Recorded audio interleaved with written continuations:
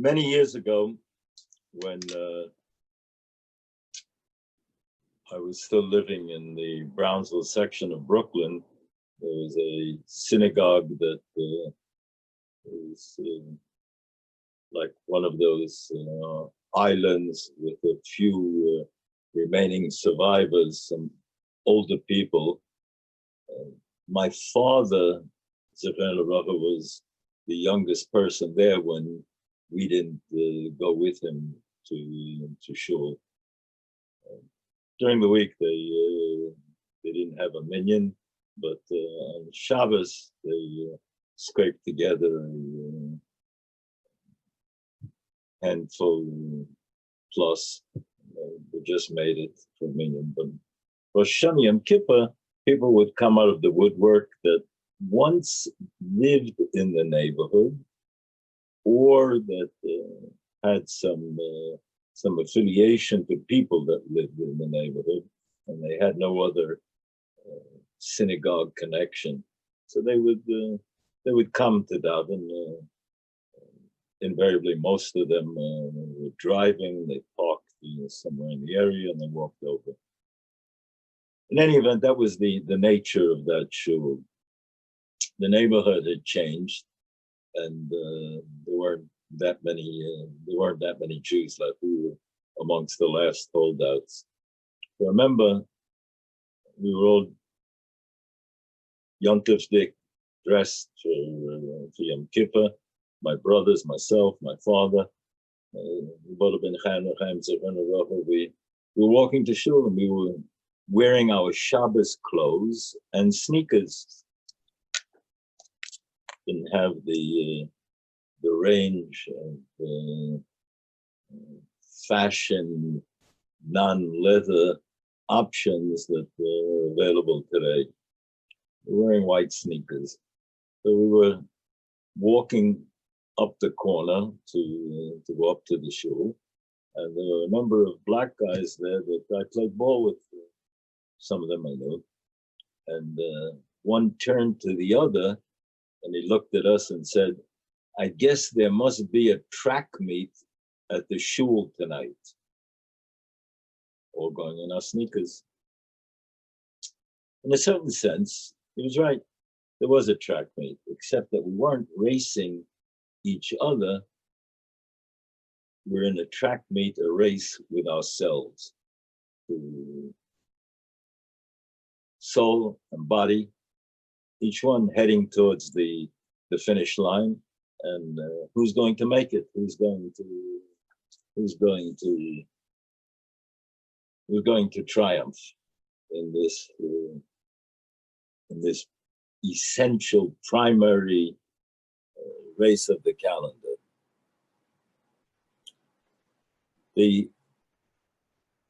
Of the halachas of Yom Kippur, there are the two seirim, the two goats that are brought.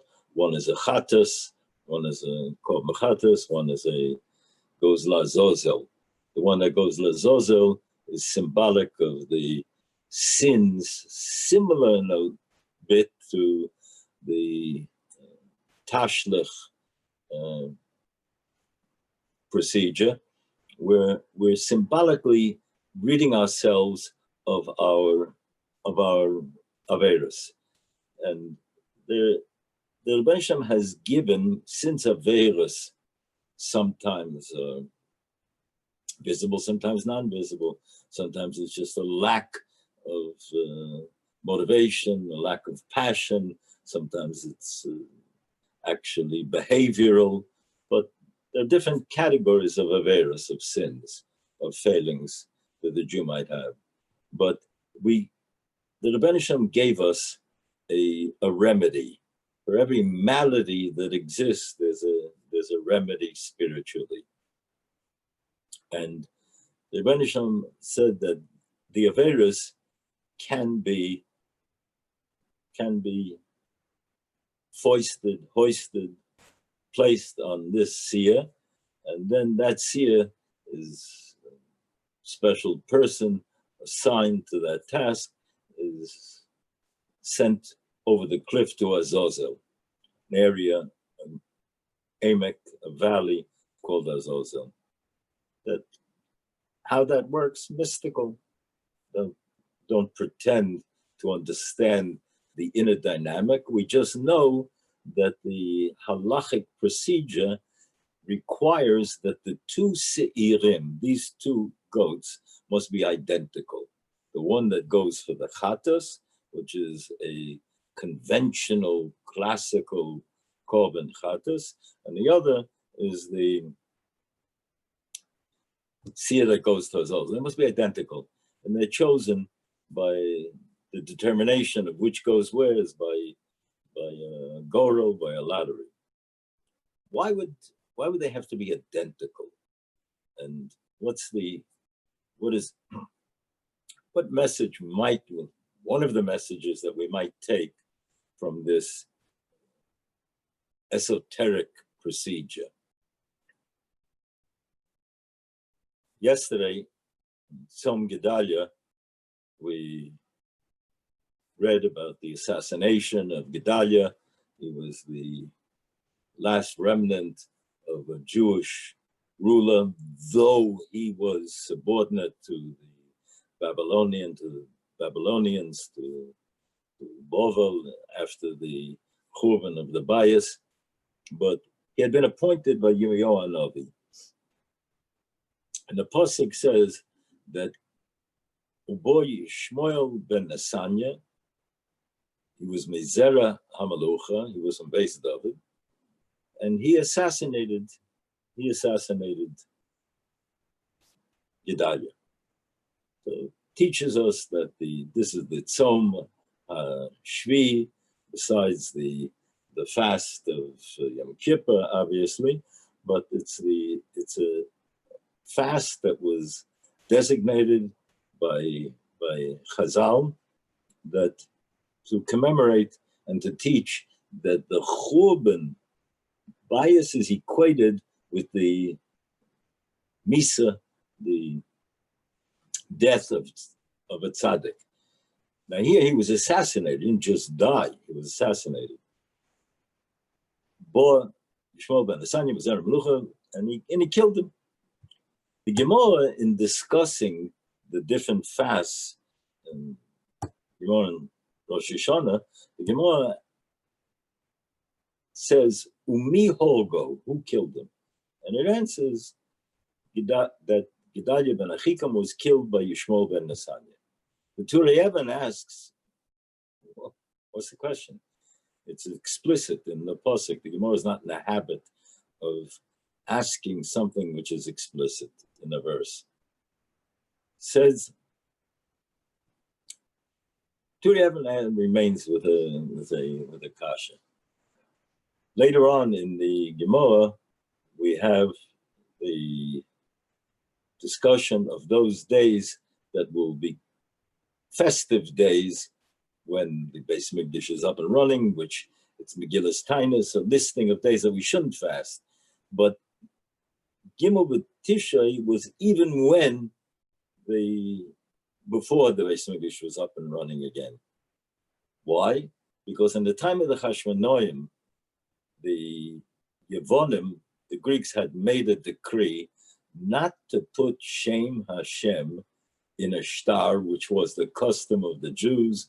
They wrote what the year was, and to the Brias Ha'olam and the Shem Hashem they would put into the shtar. The Greeks came along and said, you can't do that. You can't put the Shem Hashem in a shtar. The Hashmonaim won. So now they began putting the Shem Hashem in a shtar again. The Chachomim took note that this generation is not like earlier generations who would be more diligent about discarding how to discard the shtar after the loiva pays. But this generation, the malva, would just throw away the shtar. And the new shtar with a Shem Hashem will wind up in a trash bin.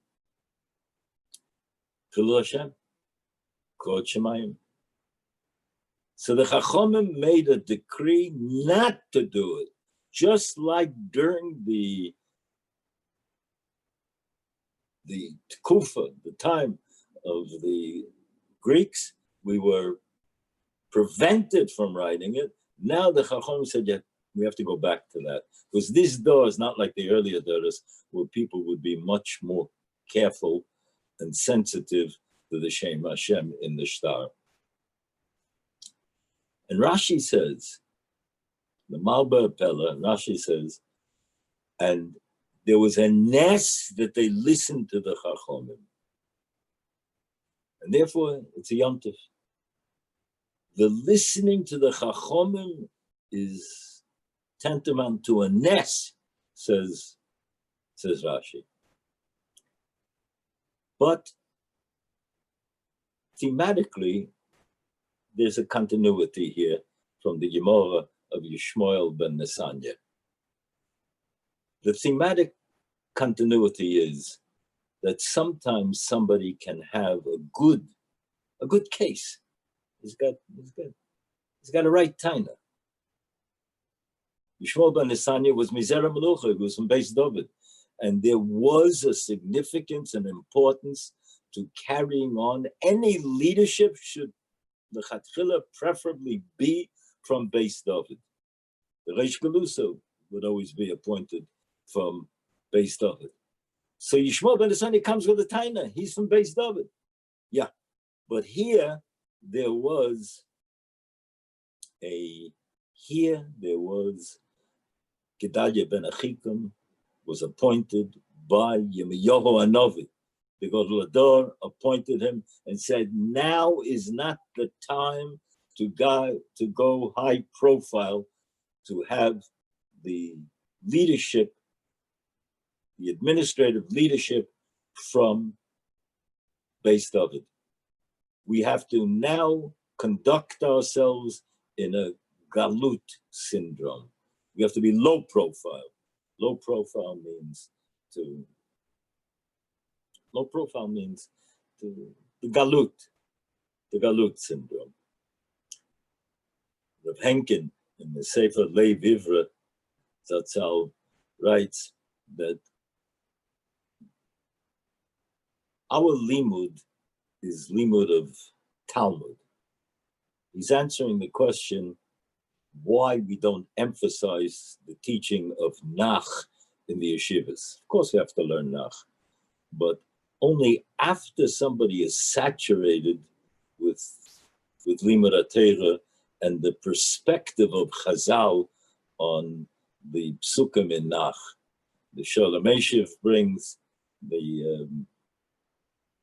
that Minu B'nechem Minei Goyen means to postpone the learning even of Chumash in depth, and of Nach, till somebody has the sophistication and absorbed a Talmudic perspective, because otherwise it can be misinterpreted.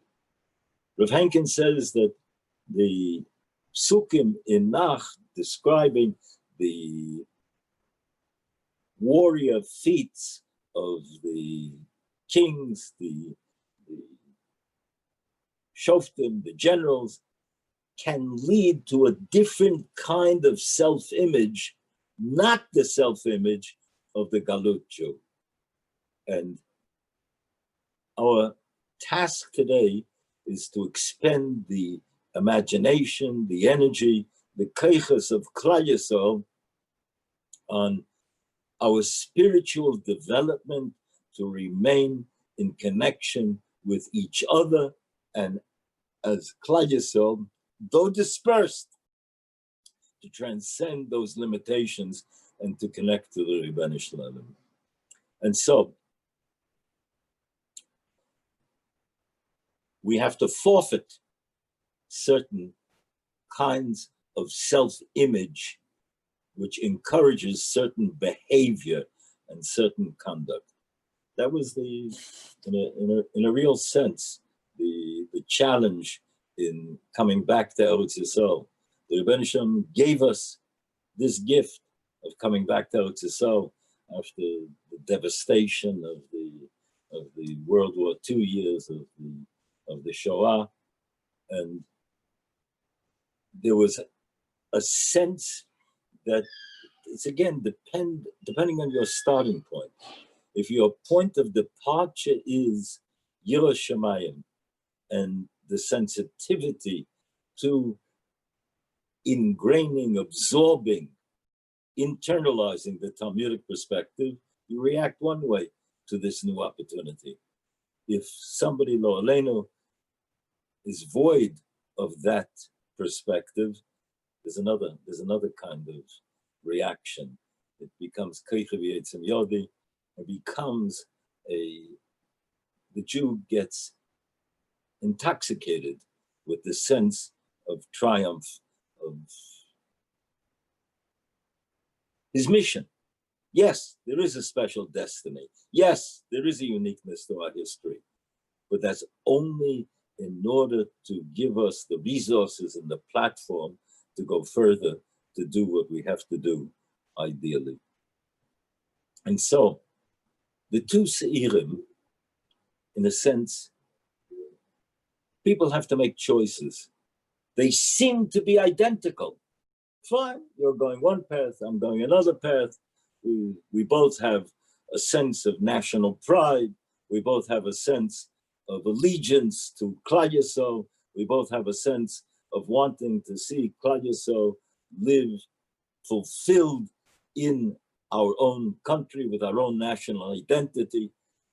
But for us, that the halachic community, it means to live in a manner that corresponds to the dictates of Maimed Har Sinai, of the halachic process that has been at work throughout history.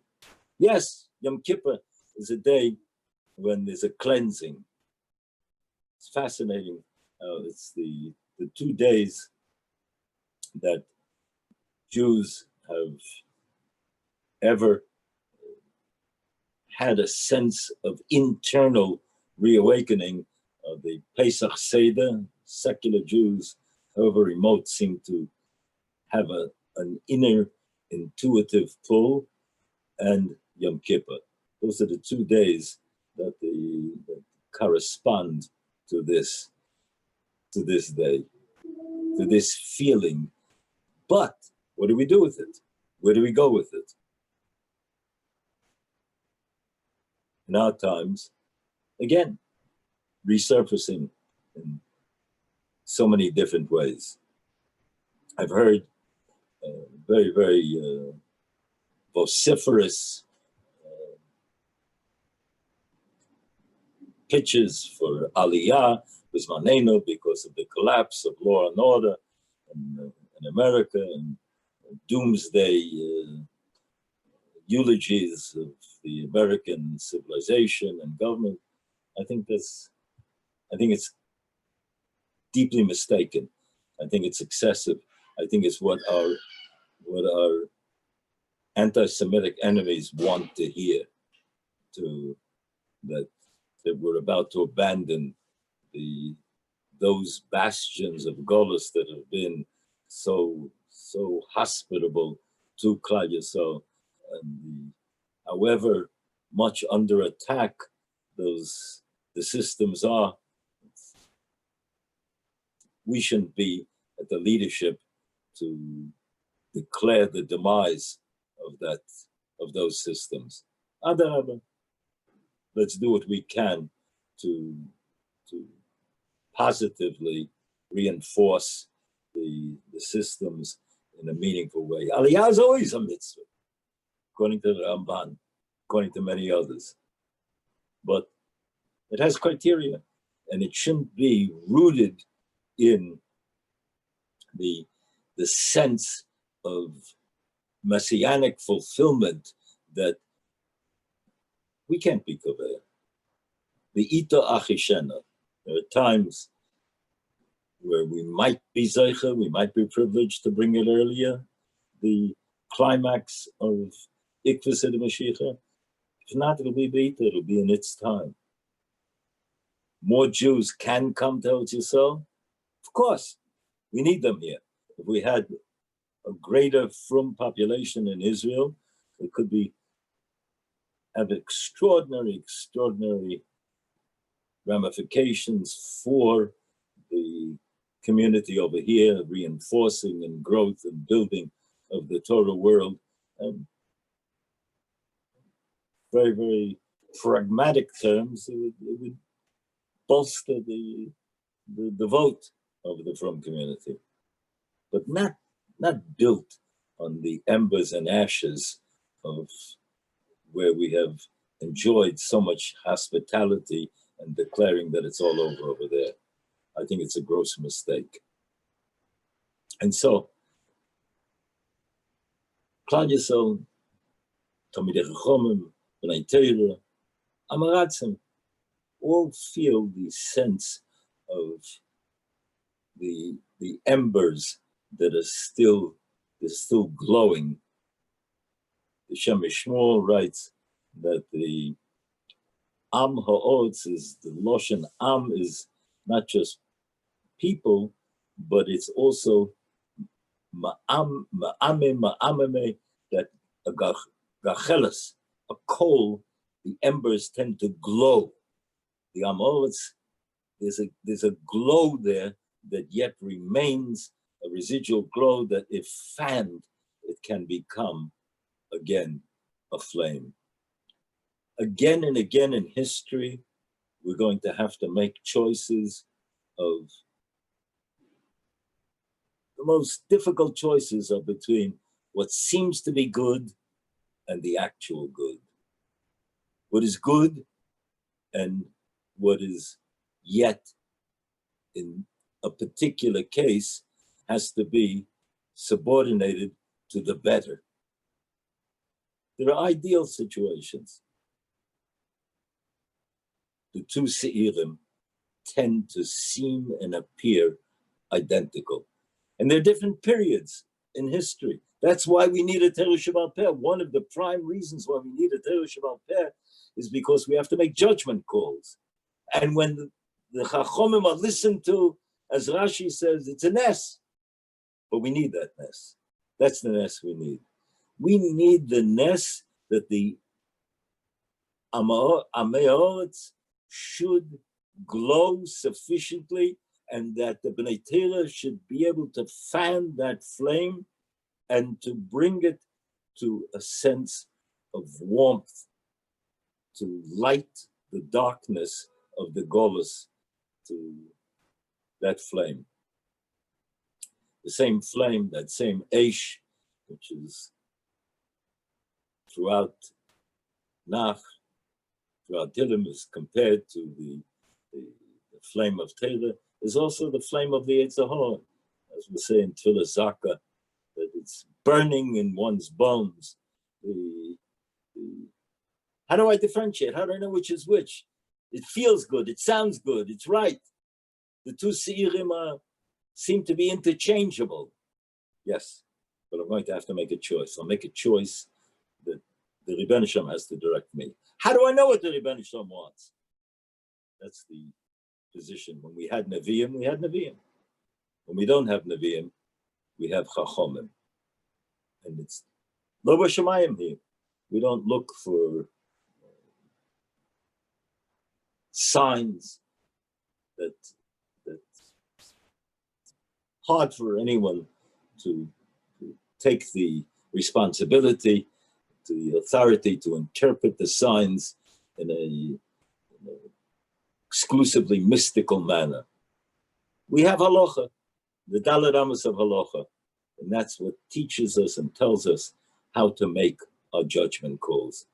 Was it a moment of truth, of great rejoicing coming back to Eretz Yisrael? Of course. But it doesn't mean that we're throwing out, we're discarding the sense of the image of the Galut Jew. We're still in Golus, still a kind of Golus. As long as Torah, Halacha are not the governing realities of this piece of land, this nation, this unique space that has been so contested throughout history, then then yes, then we're still in a Golus syndrome. Does it feel and sense that we are coming closer? Yes. So many of us have that feeling. And but we don't take halachic decisions as a result of that, and we don't go against the mainstream of the halachic community. Zatzal writes in the Kovetz Shiurim, he writes in the back, in the Kuntras Seifrim, that we don't have a Sanhedrin Bizmanenu, but we have a consensus of Talmidei Chachamim, a rov of Talmidei Chachamim. Is it possible that a Yochid might be right? I don't know how we can say not, but as far as the Hanhoga of a Tzibur is concerned, what we have going for us is the rov of the Chachamim. And the Chachamim, they have to guide us in where are the areas of emphasis, how to make the most challenging, difficult, excruciatingly subtle, nuanced decisions of where to award priorities. In our Dor, we have learned that the Shem Shmuel points on the Sir Lazozel that the Seir, which is the Chatos, more representative of the positive mitzvahs, that dam is sprinkled on the Seir Lazozel first, sprinkled on the Mizbeach, sprinkled before the Seir Lazozel is discharged to be sent to Azazel. So the positive is preceding the negative, which seems to be contrary to David HaMelech's injunction in the Posuk Sumer Rabbi Aseh Tov. First, get to a point of cleansing so that the positive will be cleansed of any kind of bias, prejudice, self-interest. It will be a pristine Aseh Tov. Says the Shem Shmuel, there are days where it was anticipated that we couldn't afford that luxury. And we're going to have first the Chatas, the Seir. They look identical. Yes, but this was chosen by the Goron. And now we're going to give this emphasis. Shem Shmuel finds this rooted in Yaakov's awarding precedence to, though Menashe was opposite his right hand and Ephraim was opposite his left, and he was blessing these grandchildren that were brought up in Golus, and he's been assured by Yosef that though they are dressed like Mitzrim, they appear externally, but they are B'nai Torah. Yet, Yaakov chooses, Sikelas Yodov, he chooses to give the blessing with the right hand. He crosses his hands and he gives the right-handed bracha to Ephraim. Ephraim, the name represents increase, positive. And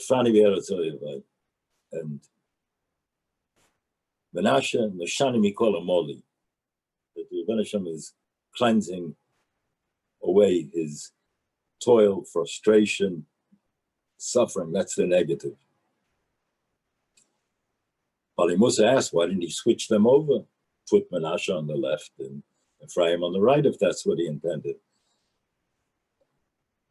Answer that's usually given is that it would have been more embarrassing, possibly, but Bnei Yisoscha seems to indicate that since this is only a temporary measure, that right now that we're giving precedence to the Asay Tov. We're emphasizing the positive because, as the Pele Yoyet says, that his door, 120 years ago, and we have a Muslim that before then, some Sefer says something similar, that there are times when Klal Yisrael is going to have to emphasize the Asay Tov, the positive. And here, the Chattas, the Se'ir, identical looking externally. First the Chattas, the Asay Tov, and then the Se'ir Azozel that we're pushing away, the negative. Similarly, we had been prepared for this. Yaakov was preparing us for Golus. Yaakov was preparation for going down to Mitzrayim, which would be an injection of all of the negative of every Golus and give Klal Yisrael a vaccination which would build them up and franchise them, make them capable to resist any antibody, that any negative germ, build up antibodies. On the contrary, build up antibodies to resist any kind of infection of Golus through history. And therefore, he puts the right hand on Ephraim. He's preparing us for that.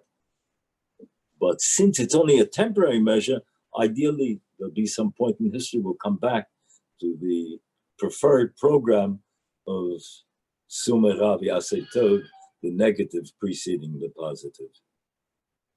And so, Klal Yisrael, which has been marching orders for Klal Yisrael for many years, but emphasized very, very, very, very dramatically in the tshuva phenomenon, where we emphasize the positive. Can't ignore the negative, can't endorse negative behavior violating halacha, chas v'shalom, but to emphasize and call attention to the Asay Tov. And in many ways, just like early on, Ohr Somayach had to learn the structure of learning of how does an adult mind break in to the sense of tasting the grandeur, the beauty, the aesthetic titillation of Limud HaTorah when he doesn't have the basics. He doesn't have he's on a remedial level in terms of technical skills. I had a siyata d'shmaya that the Mendel, myself, Dan Holler, and Ohr Somayach understood that we have to somehow pre-digest the conceptual to make them have that taste while they are yet pursuing the technical skills in a manner that gives them a sense of Asay Tov, of Tamuru, the Harevno, the Mesikus of Teva. So when we started, that was our challenge educationally, and there's no hekesh it's lechatzoin. I think today, many in the conventional Torah world understand that it's only through emphasizing the Asay Tov, emphasizing the sense of simcha, of enjoying. Yes, phenomenally speaking, the sense of eating Erev Yom Kippur is equivalent to fasting on Yom Kippur. So say Chazal. How can that be? Eating is not as difficult as fasting, but eating is temporary. Fasting is more temporary, And it's what the halacha determines is the Rebbe from Antwerp reported that after the Holocaust, after the Shoah, a Jew came to him and asked him, what's the duplication in Avinu Malkeinu? Avinu Malkeinu, Aseh Leman Harugim Al Shem Kodshecha, those who have been murdered for the sake of Kod Shemayim. Avinu Malkeinu, Aseh Leman Tvuchem Al Yichudecha, those who have been slaughtered for your sense of Yichud. It's a duplication. And this Jew said to Rabbi Tzila that there were Jews lined up. This happened more than once, but he witnessed the Jews lined up by a river, a precipice that fell to a river. And the Nazis, Yamach Shemom, were gunning them down. And they was reciting Shema Yisrael. And those on the right only got to say Shema Yisrael Hashem. And they were gunned down. And those on the left, as they were being mowed down by these murderous animals, got to say they were Tvuchem al Shem, the man Tvuchem al Yichudecha. Rebbeinu Shalom. It's in our genes, the Mesiras Nefesh. But we're asking, we know that what we don't understand, we don't understand. We have no pretension for being able to pass judgment on the Hashgacha. But the Magefa, the coronavirus, so insidiously penetrating every nook and cranny, every corner of the world. Tragically enough, Am Yisrael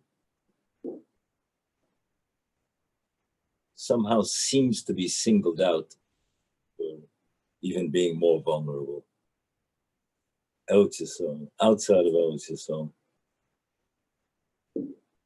we're asking Rebbeinu Shalom, give us the koyach, give us the sense of simcha, give us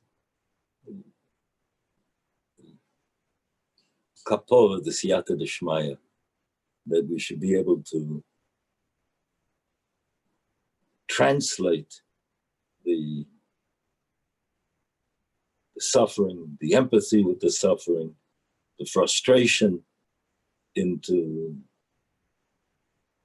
the language of good. Targum Yerushalmi says that when we say Yehei Shmei Rabba Mavorach Yolam Bod, that's a Tilgum of Baruch Shem Kvod Malchusa Yolam Bod in Aramaic. And like Tosfos says, when you say it b'koyach, Rashi says koyach means kavona. Tosfos says koyach corresponds to the 28 letters in the Yehei Shmei Rabbah, and we say it in Aramaic because the Malachim, for some reason, don't understand Aramaic. Yes. Look how the world has changed. Today, it's the Bnei Torah and Talmidei Chachomim that understand Aramaic. That those same words, and it's the Ritva that says that when you say it like Tosfos, you say it with energy and enthusiasm, not so screamingly loud as to cause laughter and derision, but say it with enthusiasm out loud. That's a facilitator of the kavanah. And here, Ribbon Shalom, we'll end with this. Question is asked that during the course of the year, we say Baruch Shem Kvod Malchus Eliyel Avoed. That Shem quietly, because it was taken from the Malachim. It's something that they say.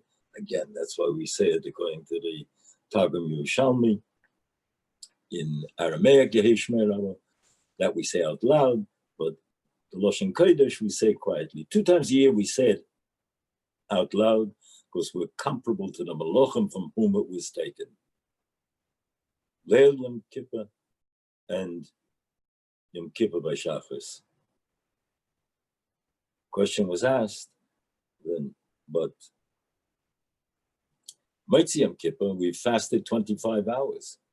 We go back to saying it belachash, quietly. Leil Yom Kippur, we just got through eating the Suda Mafsekes, as we said. The eating was a mitzvah. To eat well and to eat much. But our mindset, said this Godel, determines where we are. Like Tchum, where are we? Mentally, conceptually. Then Yom Kippur, we're headed towards the fasting. That's where our mind and our heart is. Motzi Yom Kippur, we're headed towards the Danish and the coffee. Properly, as I'll say, eat it b'simcha when the time comes. But because that mindset is what determines who we are, what we are, we have many sources that say a sense of optimism is part of the mindset that affects us physiologically, psychologically, obviously, but even physiologically.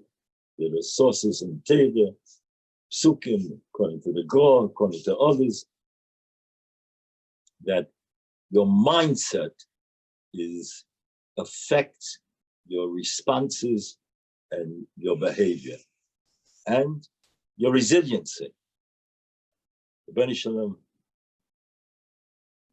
we're asking for another level of Siyata D'Shmaya, that this cleansing give us the mindset, give us the wherewithal, B'nai Shalom, and help us do Leman Kvod Shmecha.